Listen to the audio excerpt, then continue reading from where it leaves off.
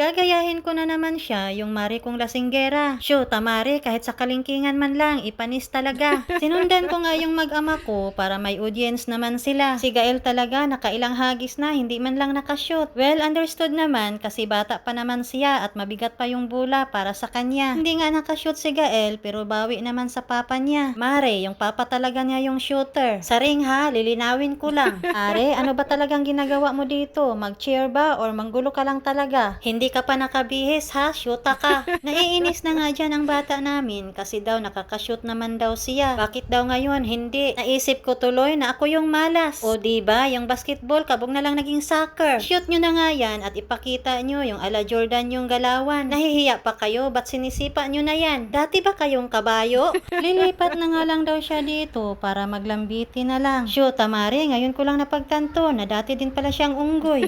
Ilang tulog na nga lang at siya'y lalarga na. Sulitin talaga namin at kami magbanding-banding. Iiwan na naman niya ako, malulungkot na naman ang mare niyo. Pero okay lang yan, sanay naman na ako. Wag sana makancel ang flight, maawa naman kayo. Tumigil na kayo, lablab na lang tayo. May pinapaaral pa kami, kaya kailangan talaga magtrabaho. O mare, isa pa, mukha lang talaga akong pera. Charis. Maiinggit na naman ako sa mga halaman ko. Sanay naman ako dyan na kayo lang yung nadidiligan. Pasensya na mga tanim ko ha, nadamay na naman kayo. Pasensya na mga mare kasi ginagaya ko yung mare nyo. Huwag kayong mag-alala, katuwaan lang to. Alam ko namang ang layo, trying hard lang talaga ako. O mare, sa itsura pa lang, panis na talaga ako. Huwag na kayong magagalit, maha-high blood lang kayo. Baka atakihin kayo, mapabarangay na lang talaga ako. Uuwi na nga lang daw kami at ayaw na daw niyang magbasketball. Magbike na lang daw siya, mas mabuti pa. Hindi mo na kailangang mag-shoot, hindi mo naman talaga kaya. O mare, bata pa kasi siya.